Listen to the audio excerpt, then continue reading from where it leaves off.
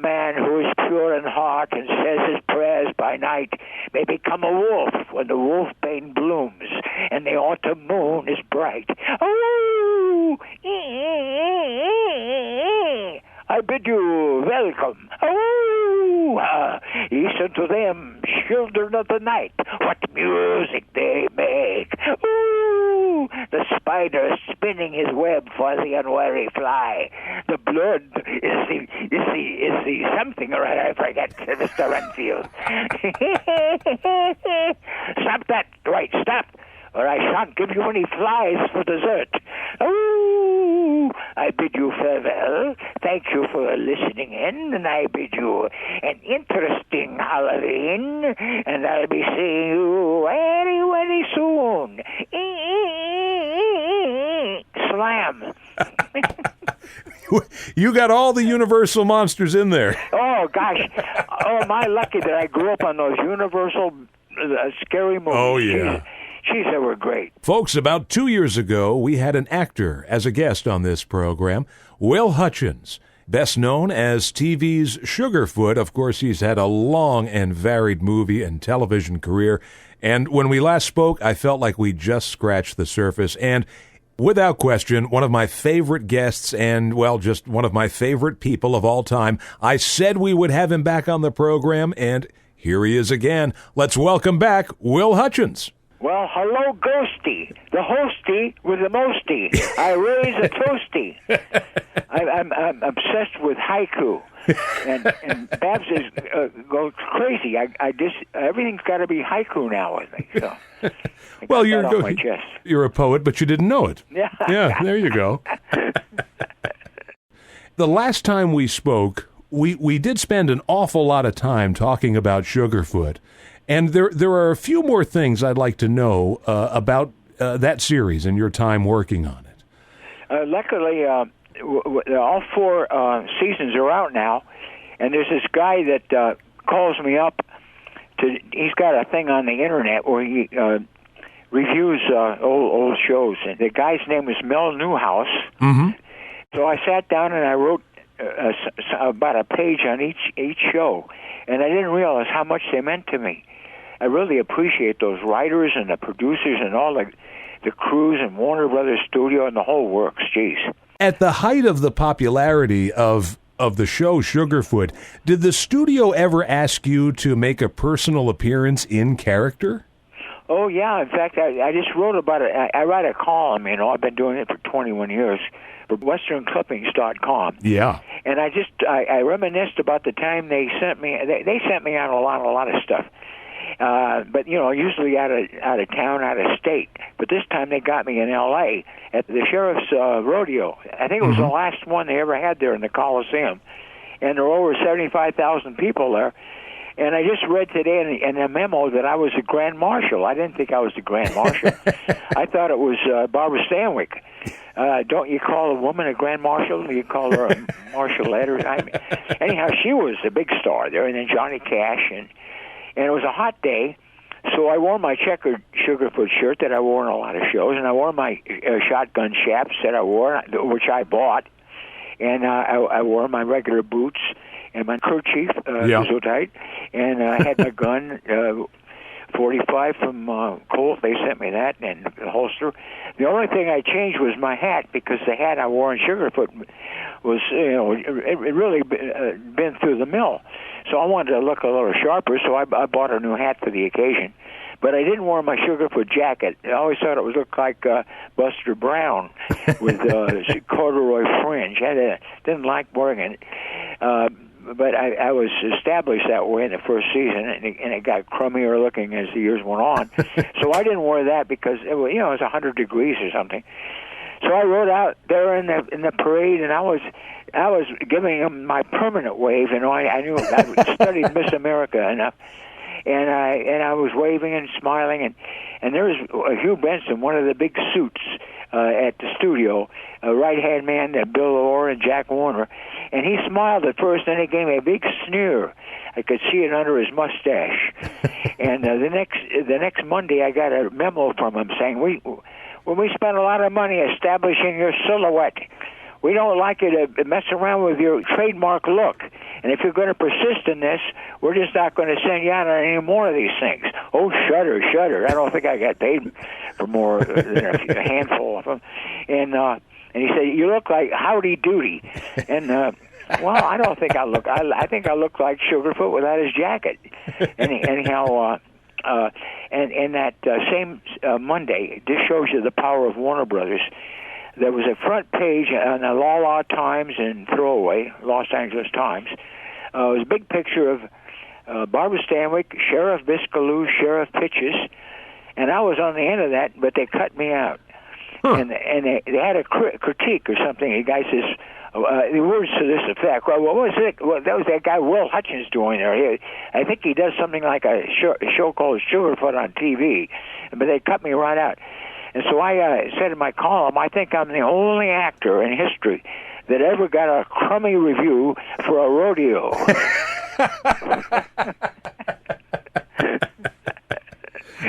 That's fantastic. And I've been harping on that. It's been festering for all these years. We're talking 50 some odd years ago. So everybody write an angry letter. I remember my insults. I forget the compliments. It should be the other way around. Tell us a little bit about maybe more recent personal appearances. Obviously, it's a very different story. There might not be kids coming up to you, but they're probably, people who they were kids when the show was on. Oh, yeah. When somebody comes in and says, I used to watch your show, I say, oh, yeah, it must have been reruns. You look too young. Yeah, 60 years ago. Anyhow, we still get invited to these Western conventions. They're the greatest. Yeah. And we're supposed to go to Williamsburg in March. I've had to cancel on a few because I've had a lot of health issues. Sure.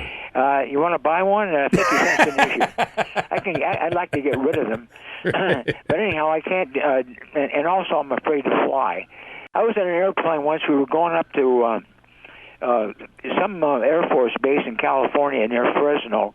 This is one of these Sugarfoot things. And it's two-seater jet. And the guy says, do you mind if I do a few loop-de-loops?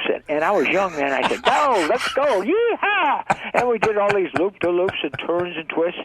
And he said, we took camp video, Al Hodge. He said, we did this with Al Hodge one year, and he got out on the wing of the plane, thousands of kids, and he went, zoom, and then he threw up all over the wing. So I used to, and I flew up in Africa once in an open, one of those planes where you're open seater. Sure. You better buckle up. And we did a lot of stuff and chased baboons along the wadis, and that was just a thrill. But now the slightest little hitch in the flight, I start reuniting with God. Right. No atheists when I'm flying. Yeah. Boy. It's funny. I remember the last time we spoke, and you were very honest about it. You said until you watched the shows again on DVD, you really didn't appreciate just how good Sugarfoot was. At the time when you were doing the show, maybe you weren't crazy about the scripts or whatever, but now you have a whole new... I take it all back now. You have a whole new appreciation for it. I didn't watch much TV back then. I mean, I was young, and who wants to watch TV when you're working all day? Right. So I didn't watch the other shows, and of course I knew a lot of the other shows some were in color then, and getting to be in color, and right. And they went out on location, which we never did. We had to use our stock footage to make it look as if we left the back lot. Right. I mean, you couldn't get up at full speed on your horse, so you'd hit the fence, and that's where the taco guy was selling his tacos to the fence. So it wasn't until I really did a movie called The Shooting that I really got to ride and really hit the full gears there. There are a lot of shows now being rerun, and I watched them and I said, gee, I know we weren't rated very high by the critics, but I said, gee, I put us right up there with those other shows, I swear, because we didn't do the same show over and over and over again. I got on my horse and rode off in all directions. And in 1 week it would be a heavy melodrama. Right. Heavy melodrama. Anyhow, you know what I mean. Sure. And 1 week I'd be doing slapstick. Right. And one show I actually wore tights. And and did Shakespeare. Not well, but it was funny, I think. At least I laughed. Wasn't there a Sugarfoot comic book, or wasn't there? Yeah, we had a few. They never told me about that. It wasn't until a few years after I left Warner's that people came up to me and asked me to sign the comic book. You were competing with Superman, and it was all a secret. I wish they hadn't made Sugarfoot look so good in the comic books, because I looked at him and was like, gee, I wish I looked like that guy. I'm supposed to, but...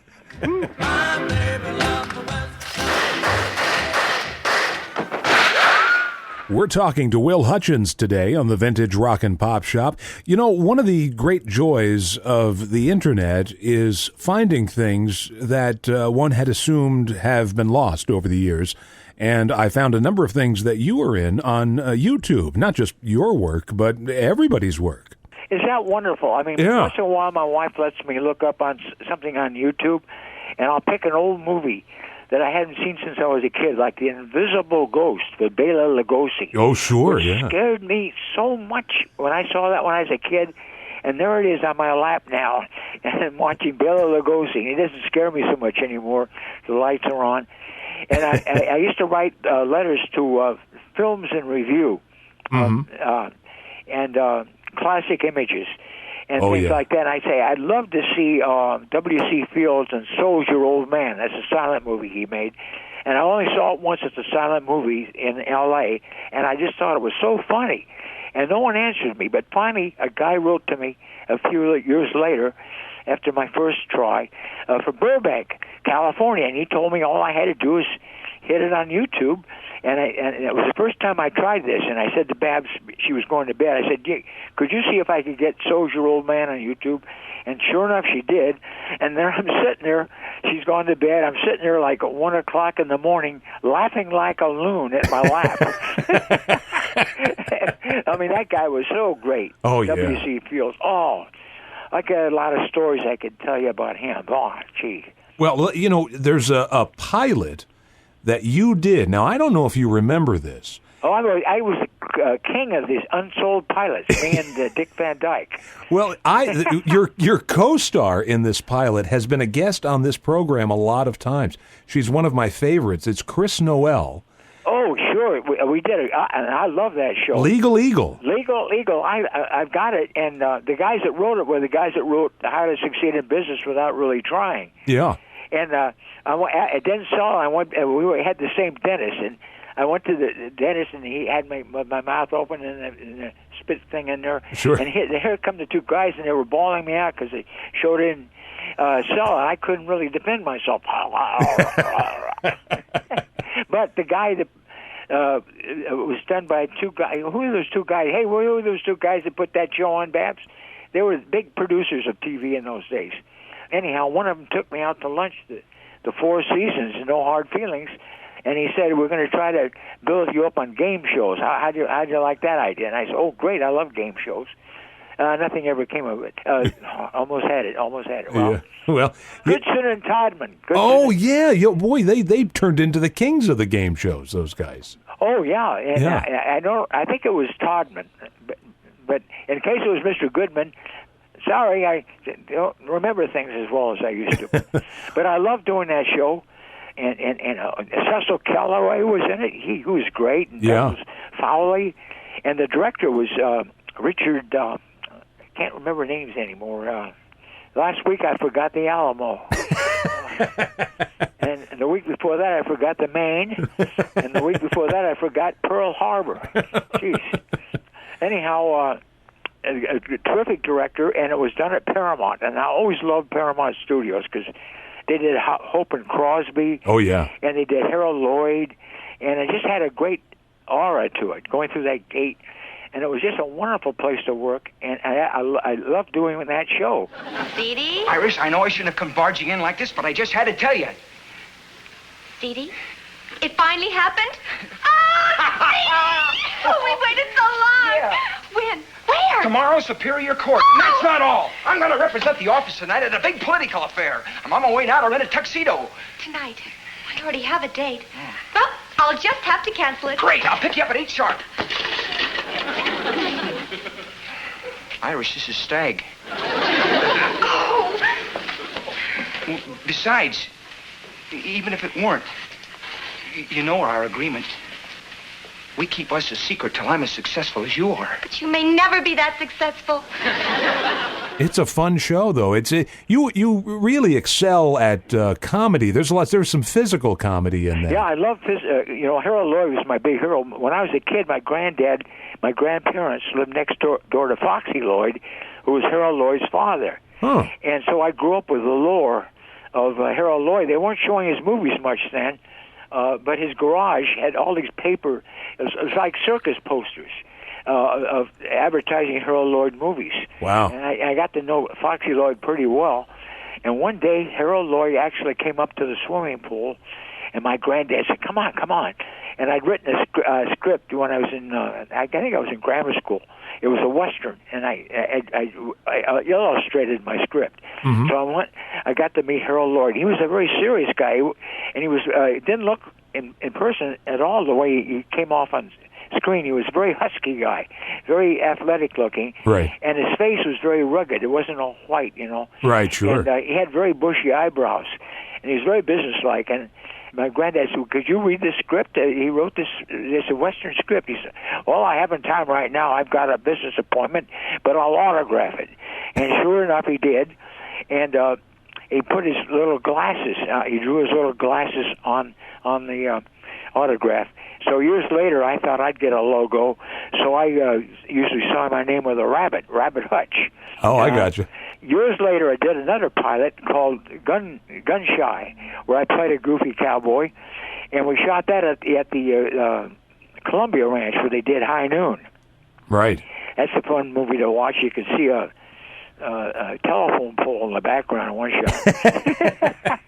Yeah, with people with wristwatches on. They missed it the way in Gone with the Wind. The shot where it pulls back when you see the thousands of the sick, wounded soldiers lying on the ground. Some of them were dummies. Yeah, they just pulled strings and made their arms go up and stuff. Yeah. But if they shot 1 inch higher, you would have seen Culver City Boulevard and the cars go by. Right. But anyhow, we shot that at Columbia Ranch, and I don't remember too much about it, but I remember I did a fall a la Harold Lloyd. A guy cold cocked me or something, and I fell and kicked my legs real high.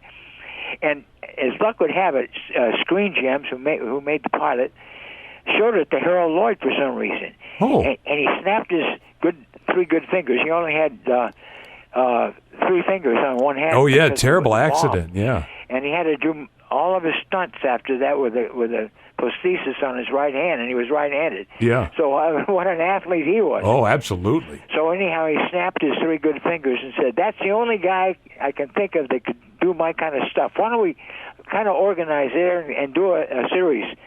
And so they were thinking of doing it kind of like a Dr. Jack, which is one of my favorite Harold Lloyd movies, but we're going to make him a veterinarian. And the opening shot was I'm walking to town. It's a very small town. Right. I'm walking to town, and all the dogs and the cats are following me down the street. So I thought, geez, that's terrific. But nothing came of it. He was getting kind of old there, and his health wasn't all that great. So I guess that was my biggest disappointment. But you know what? Getting a compliment like that from Harold Lloyd, it doesn't get any better than that. We're back talking with Sugarfoot himself, Will Hutchins, and I'd like to ask you about your friendship and working relationship with actress Betsy Palmer. Now, she passed away earlier this year. How did the two of you start working together? My wife said we met at a dinner once. My wife asked her what she was doing. She said, I'm doing a lot of love letters. I do it with actors or teachers or college professors, anybody that can round it up. I'll do it because I'm giving back now. I got a lot from this business, and I'm giving back. So Babs pipes up. Oh, well, how would you like to do it with Will? I don't even know if she knew who I was. She says, you get me a booking and get us a booking, well, we'll do it. So the next day, Babs got us a booking out at Brockton, Massachusetts, at Massasoit Community College, where I'd done a lot of radio conventions. Right. So we called Betsy up, and she said, come on down. So we went to her apartment near Central Park, and I did a read-through with her. And maybe her memory, she still very sharp, but she claimed that my read-through gave her more than any actor's performance ever gave her. So that, to me, was the greatest That compliment is a great ever. one, yeah. Of course, I had to live up to that cold reading. You had to be that great every time. So wonderful doing that show with her. And, of course, she just passed on through a few months ago. Yeah. And that was a great loss. We have our back bedroom is the Betsy room, because whenever she'd come here, that was her room.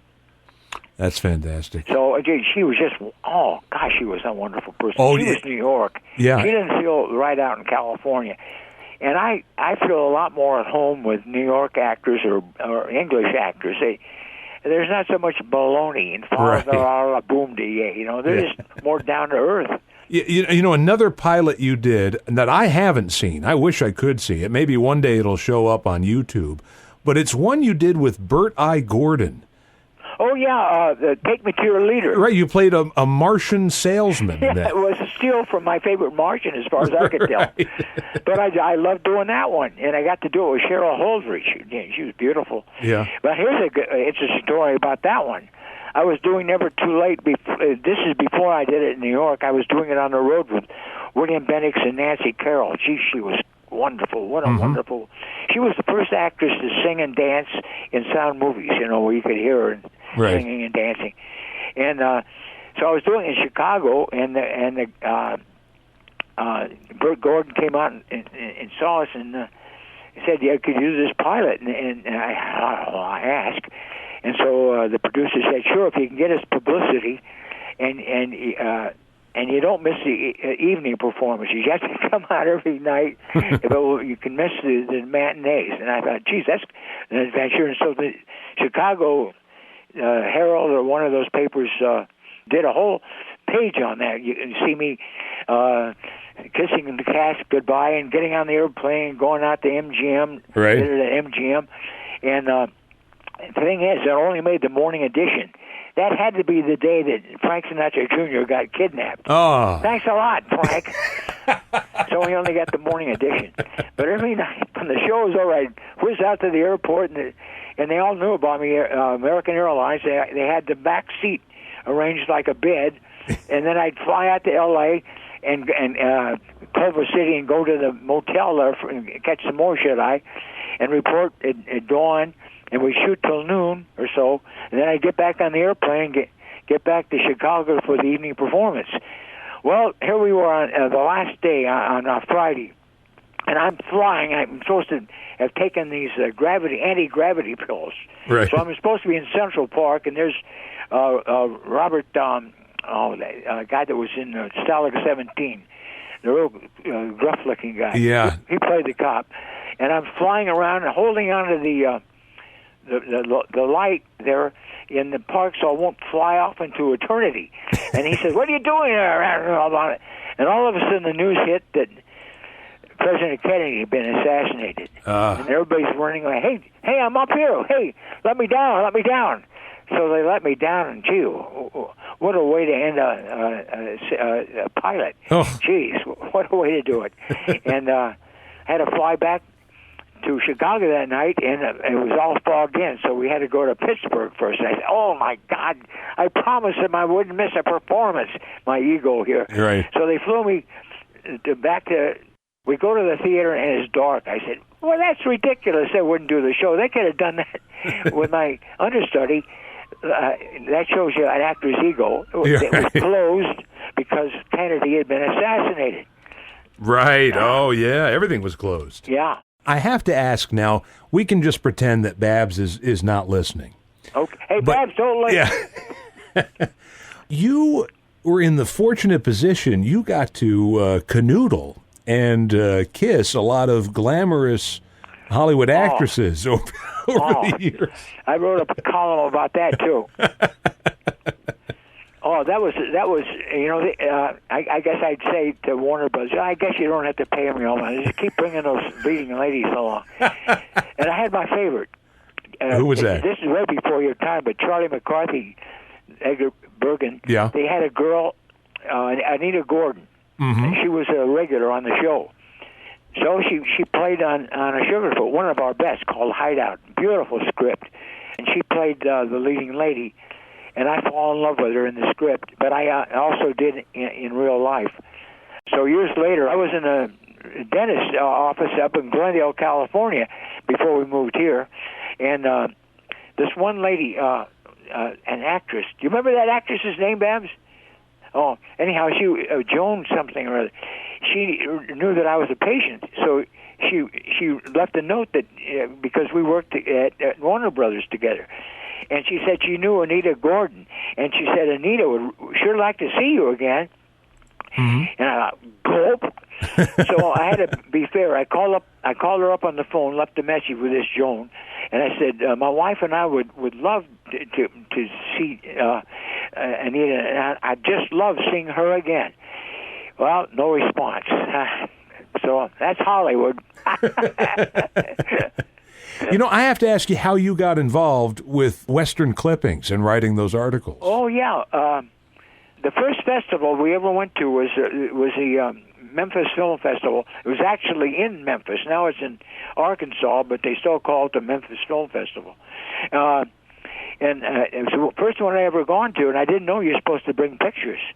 And so I'm signing all these pictures for nothing. And I learned that in the future to always bring pictures. But I met Boyd and Donna there, and we got along great, and we kept in touch, and we went to their house in Albuquerque, and somebody had already asked me if I'd write a column for their magazine, and it was really a slick magazine. I think it's still extant. I'm not sure.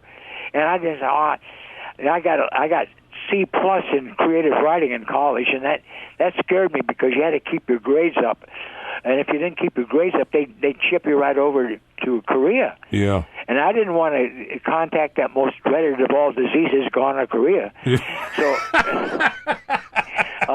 anyhow, that was my weakest subject, and I thought I was a good writer, but the teacher said I wrote like Spike Jones playing the Star-Spangled Banner. And I don't think that's such an insult. But anyhow, I had no confidence, so I had to turn him down. But for some reason, Boyd asked me to write a column for him. He just recently left a much bigger publication and to start his own. Right. And I thought, wow, okay. And so I've been faking it now for 21 years plus. And I can't believe it because I was only in Westerns for 4 years, and I try to get a Western tinge in there. No matter what I write about, I try to get a little cowboy stuff in there to make it legit, you know. Well, have you ever thought about doing a book, a whole book? Well, if anybody wants to edit it, because I've got enough material for 2 books, I guess. Yeah. I don't know if anybody buy it, though. Oh, you never know. I'm too lazy to do it myself. You'd have to get somebody to do the work for me, and I'd cut him in, of course.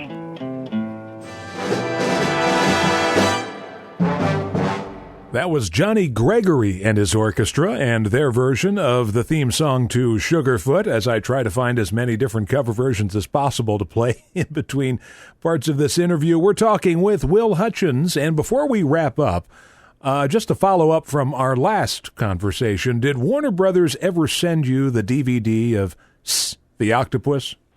Yes. They sent it. Okay, good. Yeah, it's a dream. And movies are dreams. And I saw that picture when I was a kid, and it stuck with me so strongly. And it was a Warner Brothers movie. Yeah. Alan Jenkins and Frank McHugh, I think.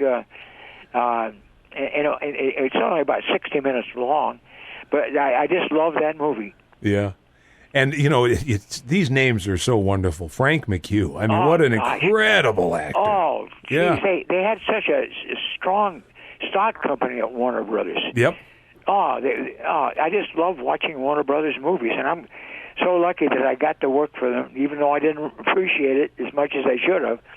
Well, isn't that always the way, though? You know, yeah, I guess so. The further you get away from it, yeah, you think, oh my goodness, look what we really did there. We did some good work. Well, you know, we got invited to a party around Christmas time, and they said bring some Sugarfoot along, and I think I brought one of the seasons, right? A disc or two, not the whole bunch, and they just played all night long. No one was watching them; they were in another room, But every once in a while, I didn't want to look too ham-boned, but I'd sneak a look, and it was on a big screen. And I swear I saw stuff in my performance that I'd never seen before on a big screen. I was doing subtle stuff. I didn't realize I was subtle. Maybe I was inhibited. But I was doing stuff that I'd never seen before because I never went to the rushes. Well, we should tell people that Sugarfoot, that you can get it on Amazon.com. I think it's cheaper that way. Yeah, I think because they always knock a couple bucks off the price, but they've got season 1, 2, 3 and 4. 3 and 4. They've got them all up there. And I didn't think much of season 4 because Clint Walker went on a strike after the first season. I did the first season with him, right, alternating. Then second and third season was with Bronco Lane because Clint took a hike. And gold is where you find it, and he wasn't finding it at Warner, so he went up and prospected for gold in North Country up in California. Huh. And he finally came back for my fourth season, but he had a strong agent, I guess, because it was no longer Sugarfoot. It was now the Cheyenne Show with Sugarfoot and Bronco. And what was kind of demeaning, I watched those shows, and it says the name of the show, but they don't say starring Will Hutchins. They just say the name of the show, and at the end, I'm in the credits. So I thought I was really on the way out. I could see the graffiti on the wall. But now I watch those shows, and I did stuff in that last season. We only did 9. That were really good stuff, really good stuff. Well, I'm going to read to you. I don't know if you've seen Pardon it. my arm. I wrenched my arm by patting myself in the back. Wow. Well, it's going to get a little worse here because I'm going to read to you. I'm just looking at Sugarfoot season 4 on Amazon. Yeah. And people write reviews. And they have 23 5-star reviews. Wow! And one person gave it 2 stars. One person was not impressed. But that was Clint Walker. No, we're great pals. I've had a lot of health issues, so he's called me on the phone because he's the healthiest guy in the world, and he's given me all these cures. Right. Unfortunately, one of them is you have to drink a lot of cider vinegar, and you can use a little water. I asked him if I could put some honey, and he says, "Well, all right," but as if that were sissy. But that's a cure, and that's one of the many cures he's given me, and I don't know if it's the doctor's, but I feel in good shape. Well, hey, it's working. But this is the most recent review, and it's from someone named Jean. And I'm going to tell you what she wrote about. So I can do this now, huh? Oh, yeah, you could look at it. How do you do it?